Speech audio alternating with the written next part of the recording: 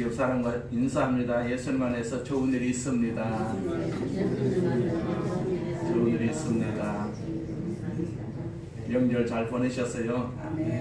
하나님의 은혜로 우리에게 명절을 주시고 또 명절을 잘 보낼 수 있도록 힘 주심을 감사합니다. 자, 앞에 있는 우리 구호 3번 고백합니다. 시작. 나는 하늘의 복 땅의 복을 받았습니다. 나는 하늘의 복 땅의 복을 받았습니다. 나는 하늘의 복 땅의 복을 받았습니다. 아멘. 입술로 시인하는 대로 다 될 줄로 믿습니다. 이 한해 하나님의 복을 받고 그 복으로 인해서 땅의 복도 받으시기를 주의 이름으로 축원을 드립니다. 좋으신 하나님 아버지 감사합니다. 오늘도 하나님께서 거룩한 주일, 특별히 성찬 주일을 우리에게 허락하여 주시고 예수님을 기억하게 하시고 예수님을 기억함으로 말미암아서 우리가 천국을 소망하는 믿음이 있는 귀한 예배가 되게 하여 주옵소서. 이 자리에 참석한 우리 모두에게 기름 부어주시고 성령으로 충만하게 하여 주시고 또 안수하여 주셔서 육신의 건강을 주시옵소서. 모든 저주가 다 떠나가게 하여 주옵시고 하나님의 복을 받는 복된 삶이 될 수 있도록 주께서 지켜주시고 보호하여 주옵소서. 아직도 이 자리에 참석하지 못한 우리 성도들에게도 은혜 주시고 저들도 다 하나님을 참 믿고 의지하고 하나님 앞에 고백할 수 있는 믿음으로 충만하게 하여 주셔서 이 자리를 다 채울 수 있는 역사가 있게 하여 주옵소서. 함께 하심을 감사하오며 예수님의 이름으로 기도드립니다. 아멘. 그러니까 읽었던 마가복음 12장 41절부터 44절 말씀을 가지고 한 가난한 여자의 헌금이라는 제목으로 같이 은혜를 나누고자 합니다. 그러니까 이 교회에서 헌금 소리를 들으면 긴장을 하는 사람들이 많이 있어요. 교회 가니까 돈 얘기만 하더라. 자, 그런 말이 교회에 대한 비판의 소리라는 것도 우리가 잘 알고 있습니다. 그런데 종교개혁자 칼빈은 이런 말을 했어요. 우리의 문제는 교회에서 돈에 대해서 너무 많이 이야기하는 것에 있는 것이 아니라 돈에 대해서 바르게 이야기하지 않는 것에 있다. 그렇게 말하고 있어요. 존 웨슬리도 비슷한 말을 남겼어요. 나는 주머니가 회개하지 않는 사람의 회개를 믿을 수가 없다. 그런 말을 했습니다. 우리가 복음을 듣고 회개하고 예수 그리스도를 영접을 합니다. 새 사람이 된 것이죠. 예수 믿으면 새 사람이 된다라고 성경에서 말씀하셨어요. 우리는 다 새 사람입니다. 새 사람. 자, 새 사람이 되었다면 제일 먼저 변화가 있어야 할 삶의 영역 중에 하나가 바로 돈의 사용처라고 할 수가 있습니다. 돈의 사용처. 경제생활은 우리의 가치관이 민감하게 반영되는 영역이기도 합니다. 어느 날 우리가 예수를 믿어서 하나님에 대한 사랑이 생겼어요. 하나님 앞에 정말로 감사하게 나 자신을 드리고 싶다고 할 때 그 사람의 헌금 생활의 태도가 달라지지 않을 수가 없지 않겠습니까? 그래서 헌금이라는 것은 한 사람이 어느 정도로 교회에서 헌신하는지를 보여주는 상징이라고 생각할 수가 있습니다. 헌금 행위야말로 우리들의 헌신 행위의 본질을 명확하게 보여주는 것이죠. 돈의 씀씀이를 알면 그 사람을 알 수가 있지 않겠어요? 우리의 돈 쓰임새야말로 우리의 인생관, 또 가치관, 세계관을 대변해주는 삶의 한 영역이라고 할 수가 있을 것입니다. 오늘 본문에 보니까 평범한 한 여인의 이야기가 기록이 되어 있습니다. 본문 42절은 이 여인에 대한 소개를 이렇게 하고 있죠. 한 가난한 과부는 그렇게 시작하고 있어요. 이 여인은 과부였습니다. 그리고 가난했습니다. 성경에 그렇게 기록되어 있습니다. 경제적으로 고통을 받고 있던 사람이었어요. 과부였기 때문에 외로움도 많았을 것이고 분명히 정신적인 고통을 많이 겪고 있는 그러한 여인이었을 것입니다. 그러나 이러한 고통에도 불구하고 그녀의 아름다운 헌신의 기감을 남긴 여인이었다라고 볼 수가 있어요. 성경에 기록이 되어 있기 때문에. 자, 성전 제일 바깥쪽들은 소위 이방인의 뜰입니다. 이방인. 자, 이방인들은 거기까지만 올 수가 있습니다. 좀 더 안쪽으로 들어오게 되면 여인의 뜰이 있습니다. 여인들이 모여서 교제를 나누는 그런 장소입니다.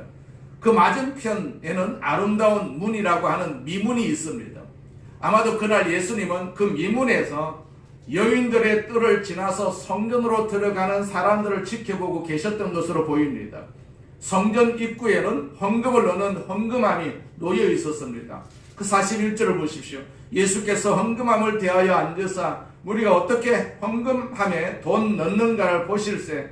여러 부자는 많이 넣는데, 이게 이제 쉬운 성경으로는 이렇게 기록을 하고 있습니다. 예수께서 헌금함 맞은편 쪽에 앉아 사람들이 헌금을 어떻게 하는지 보고 계셨다. 그때 부자들이 많은 돈을 넣었다. 그렇게 기록을 하고 있습니다. 예수님은요, 사람들이 헌금함에 돈을 넣는 것을 보고 계셨습니다. 우리 오순절 계통의 교인들은 헌금 시간이 따로 있어서 헌금을 합니다만, 다른 교단 교회에서는 교회 입구에 저렇게 헌금함이 마련되어 있어서 들어오면서 헌금을 합니다. 그래서 41절에 보면 예수께서 우리가 헌금함에 돈 넣는 것을 보실세라고 기록을 하고 있어요. 보셨다라고 했어요. 보실세. 이 단어는 어떠한 동작을 한 번만 보는 것이 아니라 계속적으로 보는 경우를 표현하는 단어입니다. 예수께서 어떤 의도를 가지고 계셨는지는 모르지만 지속적으로 지켜보셨다는 의미입니다. 성전에 들어가는 사람들이 헌금을 하는 것을 계속해서 지켜보고 계셨다. 자, 오늘 우리는 헌금 시간에 또 헌금을 할 것입니다. 예수께서 우리의 헌금하는 모습을 지켜보고 계신다면 우리의 헌금하는 모습은 얼마나 달라질까요? 또 우리 예수님은 우리의 헌금하는 모습을 보시면서 또 무엇을 느끼겠습니까? 오늘 본문에는 많은 사람들이 헌금을 하면서 성전으로 들어가고 있었습니다. 예수님께서 그것을 보고 계셨어요. 그런데 어느 한순간에 예수님의 시선이 한 여자에게 머물렀습니다.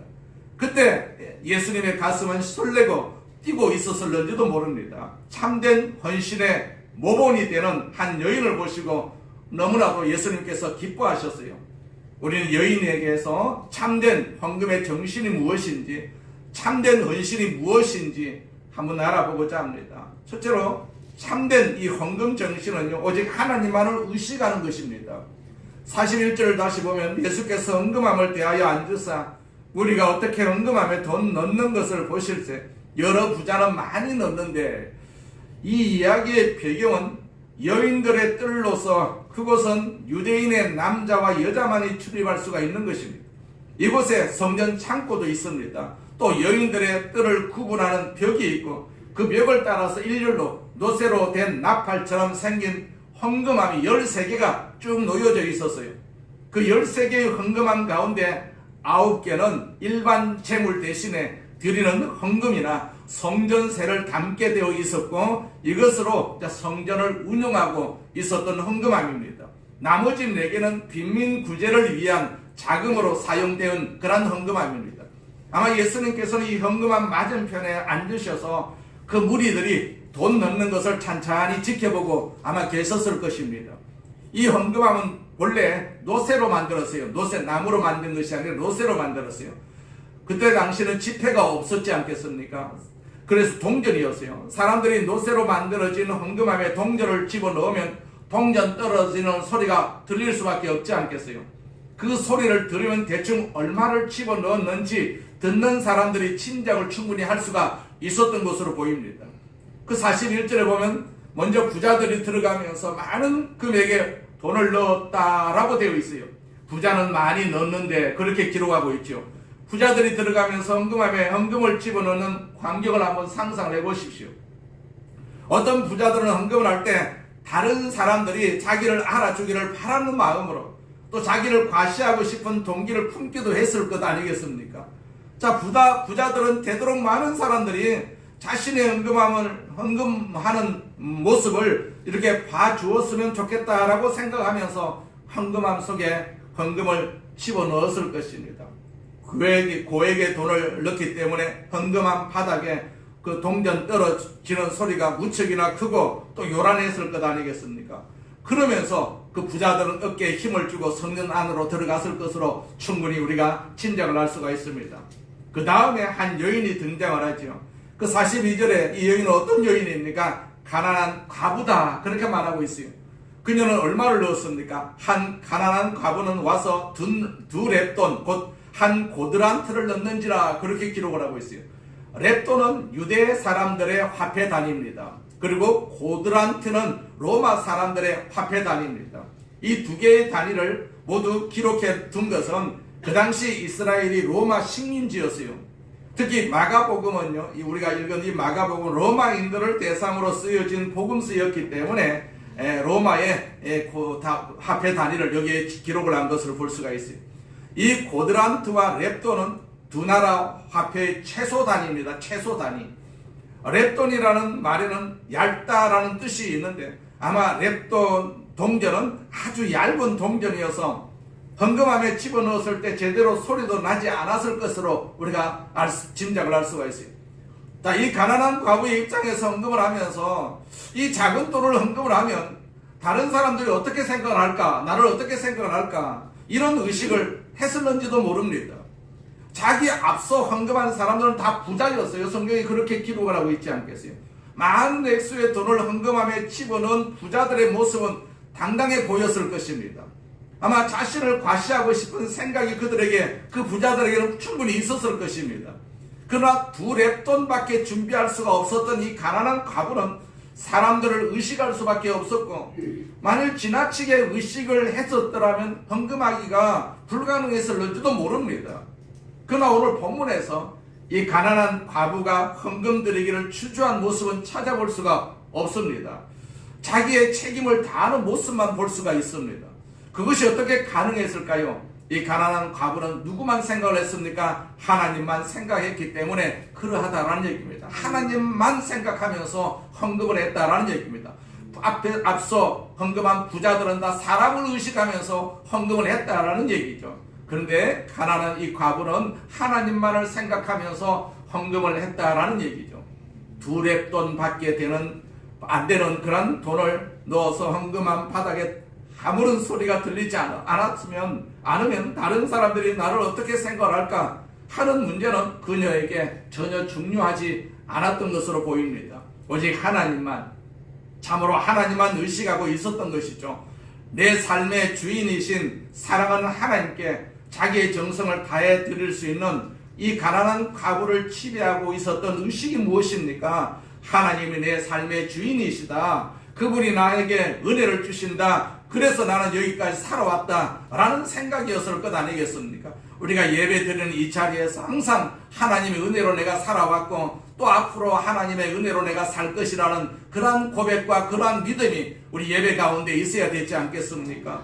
하나님의 은혜로 우리는 살고 있습니다. 하나님의 역사로 우리는 살고 있습니다. 우리가 세상에 있을 때는 세상의 역사로, 마귀의 역사로 살았지만은 이제는 하나님을 믿는 하나님의 백성들은 하나님의 역사로 우리가 살고 있다는 얘기입니다. 무엇을 하든지 하나님께 영광을 돌리는 그런 자세로 우리가 살아야 될 것입니다. 헌금을 해도 하나님께 영광을 돌리고 이 자리에 앉아 있는 것도 하나님께서 내 몸을 이 자리에서 받으시거든요. 제물로 받으시는 그런 의미를 가지고 있습니다. 그래서 내 몸도 하나님께 드린다라는 그런 의미를 가지고 우리는 이 자리에 앉아 있는 것 아니겠습니까? 하나님의 은혜에 대한 감사와 감격으로 자기의 몫에 책임을 다할 수가 있었던 여인이 바로 이 여인이었던 것이죠. 그래서 아주 적은 돈이지만은 당당하게 그리고 담담하게 헌금할 수가 있었던 것이죠. 이것이 바로 헌금이고 이것이 바로 헌신이라고 할 수가 있습니다. 내 작은 돈이라 할지라도, 내 작은 몸, 헌신하는 보잘것없는 몸이라 할지라도 하나님이 다 받으시고 하나님 보고 계신다라는 사실을 우리는 기억을 해야 될 줄로 믿습니다. 두 사람이 내 이름으로 모인 곳에 예수님이 계시겠다라고 말씀하셨지 않겠어요? 이 자리에 예수님이 계시는 것입니다. 예수님이 계시면 하나님도 계시는 것 아니겠습니까? 예배 이 자리에 예수님이 계시고 하나님이 우리 예배를 받으신다라는 사실을 우리는 늘 기억하면서 예배의 자리에 예배를 드려야 될 줄로 믿습니다. 여러분, 하나님만을 의식하시기 바랍니다.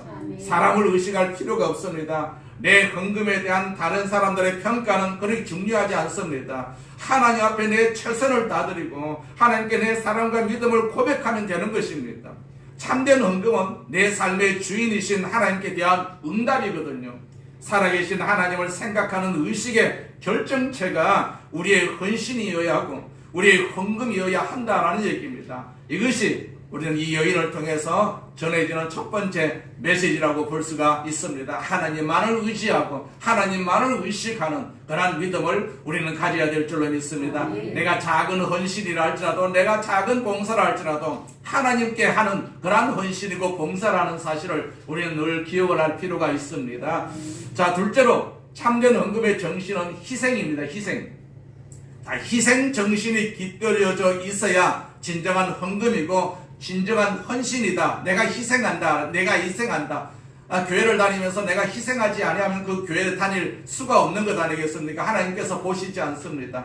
교회 다니는 것은 내가 헌신입니다. 시간을 내서 이 자리에 앉는 것도 헌신이지 않습니까? 헌신입니다. 시간을 헌신하는 것이죠. 내가 세상에 쓸 수 있는 시간인데도 불구하고 내가 이 자리에 앉아서 하나님 앞에 드리는 이 헌신의 시간, 이것을 하나님께서 귀히 여기신다라는 사실을 우리는 기억을 할 필요가 있어요.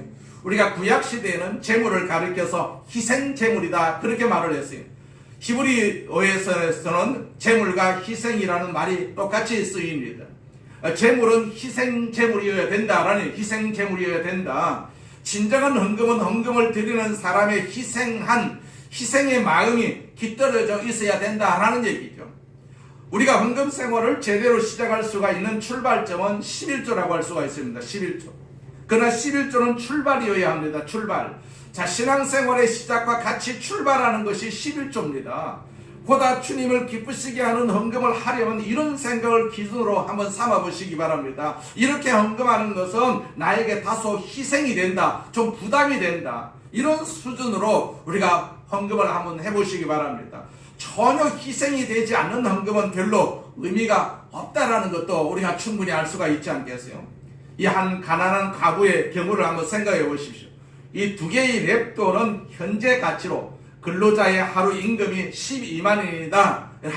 우리가 그 정도로 생각을 한다면 근로자 하루의 임금이 자 64분의 1이기 때문에 자 2,000원 정도, 이 두 랩돈 정도가 2,000원 정도로 우리가 생각하면 될 듯합니다.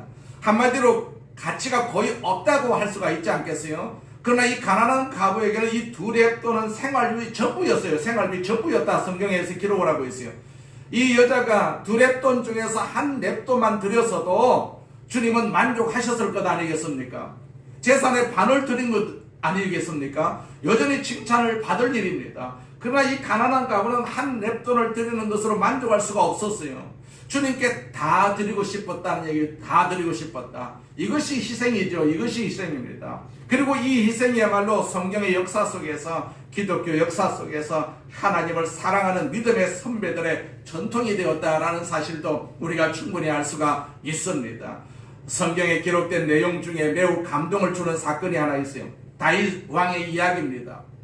어느 날 다윗은요, 아리우나라는 사람이 가지고 있는 타작마당에 도착을 합니다. 이곳이 모리아산입니다. 모리아산은 어떤 곳입니까? 아브라함이 그의 아들 이삭을 번제로 바치려고 했던 장소가 바로 모리아산입니다. 우리가 창세기 22장 2절에 보면 여호와께서 이르시되 네 아들 네 사랑하는 독자 이삭을 데리고 모리아 땅으로 가서 내가 네게 일러준 한 산 거기서 그를 번제로 드리라. 이곳이 바로 모리아산이거든요. 이 타작마당은 높은 언덕에 있었어요. 그 언덕에 올라가게 되면 예루살렘이 한눈에 다 들어옵니다. 예루살렘이 한눈에 다 들어옵니다. 훗날 이 아리우나 타작마당은 예루살렘의 중요한 터가 됩니다. 성전터가 됩니다. 솔로몬이 이곳에 성전을 이제 짓지 않겠어요? 지금 예루살렘의 그 성전터가 바로 모리아산의 터입니다. 역대하 3장 1절에 보니까 솔로몬이 예루살렘 모리아산에 여호와의 전 건축하기를 시작하니 그곳은 전에 여호와께서 그의 아버지 다윗에게 나타나신 곳이요 여부수 사람 오르난의 타작마당에 다윗이 정한 곳이라 그렇게 기록을 하고 있어요. 이 전망이 좋은 높은 언덕을 올라가 보니까 다윗의 마음에 큰 기쁨이 있었어요. 다윗은 아름답고 전망 좋은 경치를 보면서 여기서 하나님을 예배하면 좋겠다라는 생각을 가졌던 것이죠. 구약시대적으로 표현하면 하나님 앞에 제사 드리고 싶은 마음이 생겼어요. 아름다운 장소이기 때문에. 그런데 제사를 드리려면 재물이 있어야 되지 않겠어요? 그때 당시는 다윗에게 재물이 없었어요. 그러자 그 타작마당 주인 아리우나가 다윗에게 자신이 가지고 있는 그런 소와 말을 제물로 제사를 드리라고 했어요. 그러자 다윗은 그냥 받을 수가 없다고 하면서 그의 행동을 만류를 하지요. 그리고 사무엘하 24장 24절에서 이렇게 말합니다. 왕이 아리우나에게 이르되 그렇지 아니하다. 내가 값을 주고 내게서 살이라. 값 없이는 내 하나님 여호와께 번제를 드리지 아니하리라 하고 다윗이 은 50세겔로 타작마당과 소를 사고 그렇게 기록을 하고 있어요. 값을 치르지 않고는 하나님 여호와께 번제를 드릴 수가 없다는 것입니다. 재물에는요, 나의 땀이 들어가 있어야 한다는 말이죠. 나의 땀, 나의 정성, 나의 희생이 들어가 있어야 된다라는 얘기입니다. 이것이 다윗이 보여준 모범적인 예배의 태도라고 볼 수가 있는 것이죠. 헌금의 태도라고 볼 수가 있습니다. 그 이후로 하나님의 사람들은 언제나 이런 아름다운 믿음의 전통을 지켜왔어요.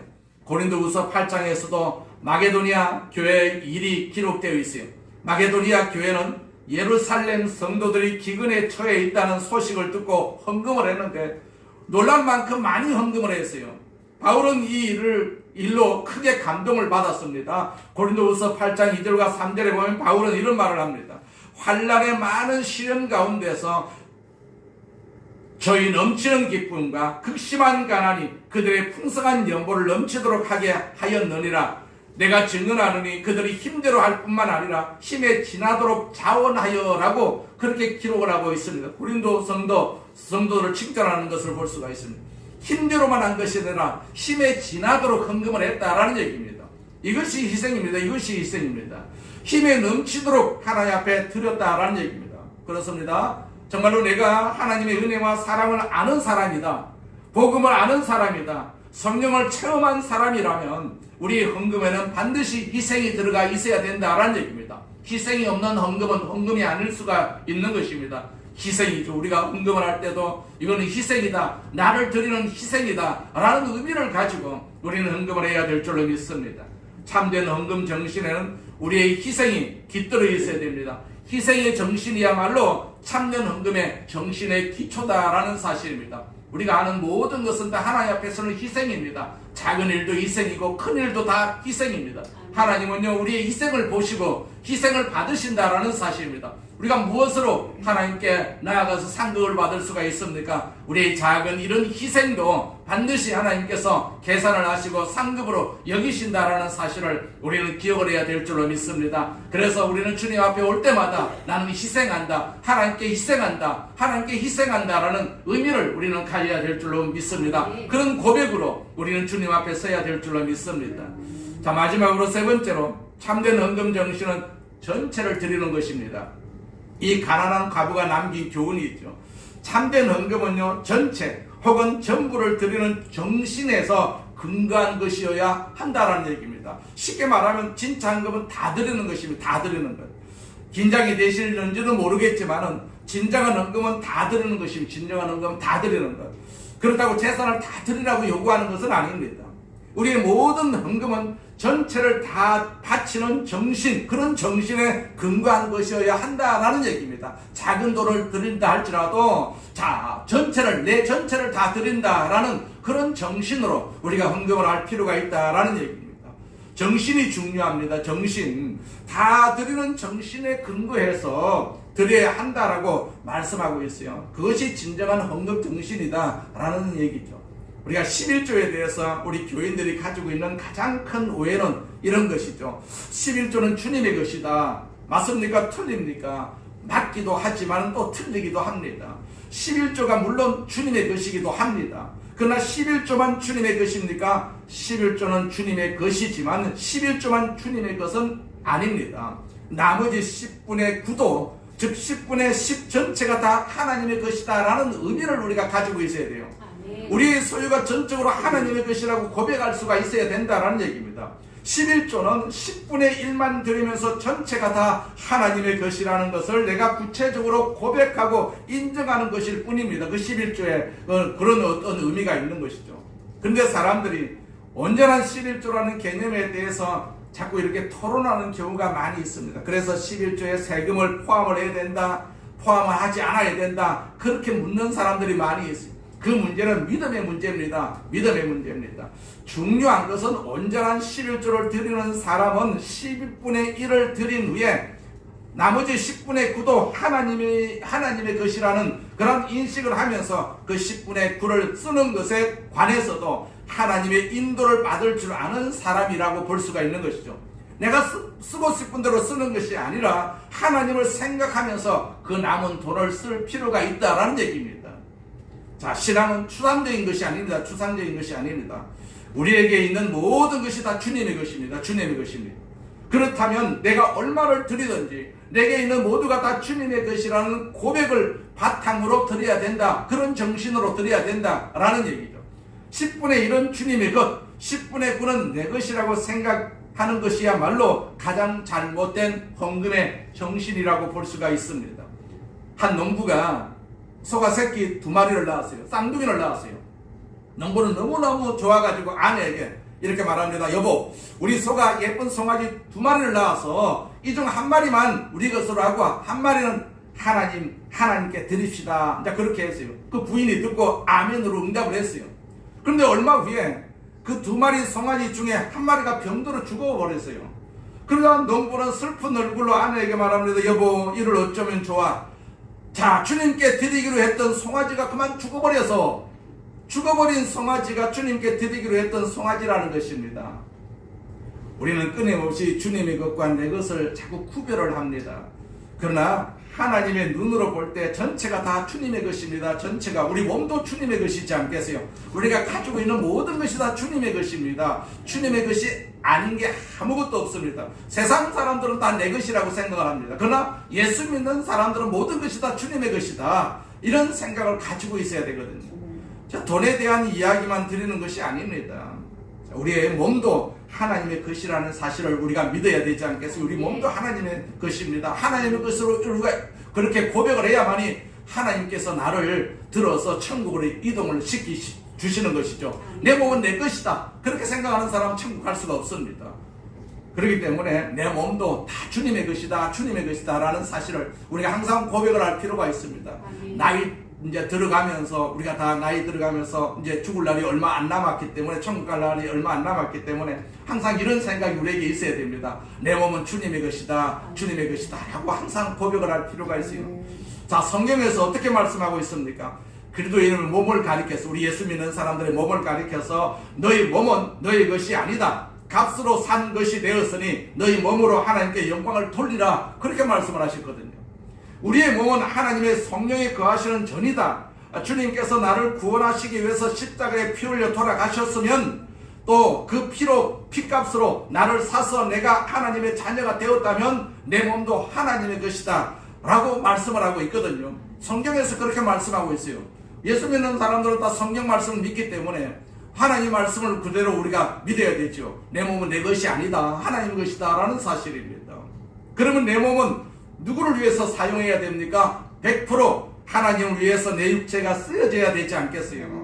또 내게 있는 달란트가 무엇입니까? 어떤 달란트이든지 간에 모든 것의 주인이신 하나님을 위해서 우리가 쓸 수가 있어야 되지 않겠어요?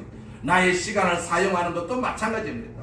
시간도 주님의 것이라는 사실을 우리가 믿어야 되지 않겠어요? 주님의 시간입니다. 이 시간도 주님의 시간이고, 이 시간뿐만이 아니라 밖에서 나가서 우리가 생활하는 모든 시간도 다 주님의 시간입니다. 주님의 시간.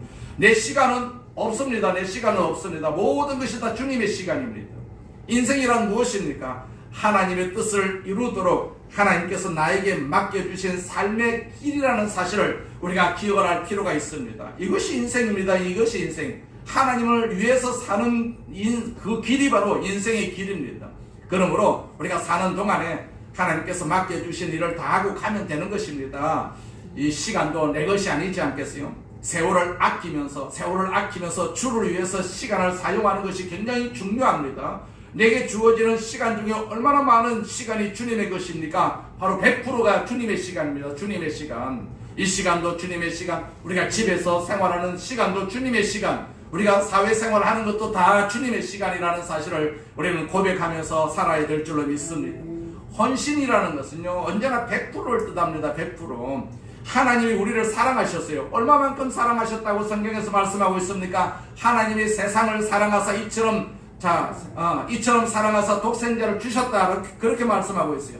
세상을 사랑하사 독생자를 주셨어요. 우리를 사랑하셔서 그 아들을 주셨다라니, 세상은 우리를 말합니다. 사람을 말합니다. 사람을 사랑하기 때문에 그 사람을 구원하기 위해서 그 아들을 주셨다라는 얘기입니다. 죽이셨다라는 얘기입니다. 독생자를 내어주는 사랑은 자기 모든 것, 자기의 생명을 내어주는 것과 같습니다. 그렇기 때문에 우리 헌신도 하나님께 전체를 다 드려야 됩니다. 우리 몸을 다 드려야 되는 것이죠. 하나님이 아브라함에게 그 아들 이삭을 번제로 드릴 것을 요구를 하셨지 않겠어요? 얼마나 놀라운 일입니까? 그런데 아브라함은 100세에 얻은 아들을 주저없이 드립니다. 주저없이 드립니다. 어떻게 드렸습니까? 믿음으로 드린 것입니다. 믿음으로.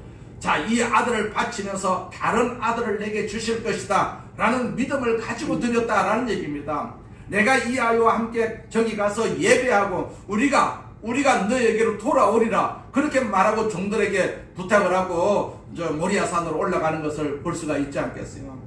여러분, 두 렙돈을 바쳤더니 가난한 가구는 지금 천국에서 어떤 표정으로 지금 우리를 내려다보고 있을까요? 그이는 무엇을 생각하고 있을까요? 하나님 우편에 계신 예수님과 함께 있는 그녀가 오늘 우리들의 모습을 내려다보면서 어떤 생각을 할까요? 오늘 자신의 이야기를 지금 여기에서 나누고 있는 현장을 보면서 내 두 렙돈의 이야기가 이렇게 아름답게 쓰여지고 있구나 하면서 기뻐하지 않겠습니까? 두 렙돈이 주님의 손에 드려졌을 때 하나님의 백성들에게 진정한 헌신을 촉구하고 하나님 나라를 세우면서 확장하는 데 놀랍게 쓰임받는 도구가 되었어요. 자, 여러분의 두 렙돈은 어디에 있습니까? 여러분의 물질, 여러분의 재능, 여러분의 계획, 여러분의 시간이 주 앞에 다 드려진다면은 자, 여러분의 렙돈은 어떻게 사용이 되겠습니까? 하나님 앞에 드리는 것만이 하나님이 관심을 가지십니다. 하나님이 사용을 하십니다. 하나님 앞에 오히려 무엇을 못 드려서 안타까워하는 모습을 하나님은 오히려 보시기를 기뻐하신다라는 사실을 우리는 기억을 해야 될 줄로 믿습니다. 세상은 그냥 죽으면 그뿐입니다. 그러나 죽고 난 뒤에 하나님의 세상이 있고 그 세상에서 우리가 살아야 됩니다. 그 세상은요, 기한이 없습니다. 무한정으로 삽니다. 한정으로 늙지도 않고 아프지도 않고 우리가 배고프지도 않고 슬픔도 없고 그런 곳에서 우리가 영원히 삽니다. 그렇기 때문에 영원히 살 세상을 우리가 생각하면서 이 땅을 살아야 되거든요. 우리가 이 땅에서 어떻게 사느냐에 따라서 하나님 나라에 갈 수가 있느냐, 안 그러면 하나님 나라에 못 가느냐, 그게 달려있기 때문에 우리 모두가 다 하나님 나라에 갈 수 있는 그런 어떤 도구들이기 때문에 항상 하나님을 생각하면서 세상을 사시기를 바랍니다. 이 한 해도 하나님을 너무너무 많이 생각하시면서 하나님 앞에 헌신하는 또 하나님 앞에 영광을 돌리는 그런 삶이 되시기를 주의 이름으로 축원을 드립니다.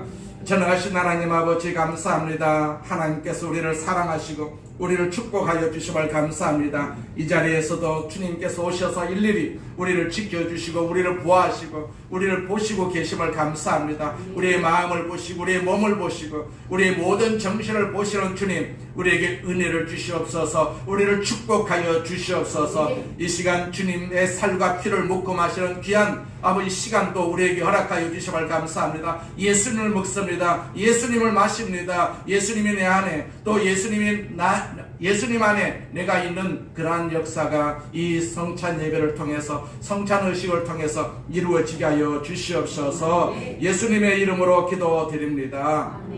아멘.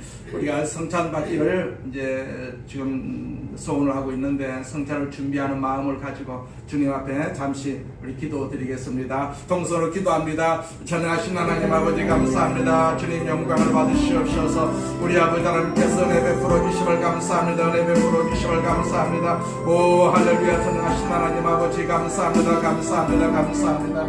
하나님 아버지 영광을 받으시옵소서. 우리 예수님의 살과 피를 우리에게 허락하여 주심을 감사합니다. 우리에게 은혜를 주심을 감사합니다. 그 은혜를 통해서 우리가 이 몸이 다 주님의 것이라는 사실을 다시 한번 고백하게 하여 주심을 감사합니다. 주님 때문에 우리가 구원을 받았습니다. 주님 때문에 우리가 천국을 갈 수가 있습니다. 주님 때문에 우리가 영원한 삶을 살아갈 수가 있습니다. 하나님 이 땅에 살면서 내 것이 없고 다 주님의 것이라는 사실을 다시 한번 깨닫게 하여 주심을 감사합니다. 주님 영광을 받으시옵소서. 우리 주님 영광을 받으시옵소서. 우리 주님 영광을 받으시옵소서. 우리 주님 영광을 받으시옵소서. 우리 주님 영광을 받으시옵소서. 할렐루야. 전능하신 하나님 아버지 감사합니다. 하나님 아버지 감사합니다. 하나님 감사합니다. 하나님 영광을 받으시옵소서. 우리를 사랑하심을 감사합니다. 우리를 축복하심을 감사합니다. 아버지 영원토록 우리를 축복하여 주셔서 주님 앞에 영광을 돌리는 귀한 도구로 삼아 주시옵소서. 우리는 부족하고 연약해도 하나님께서 우리에게 함께하여 주시는 능력 능력을 주심으로 말미암아서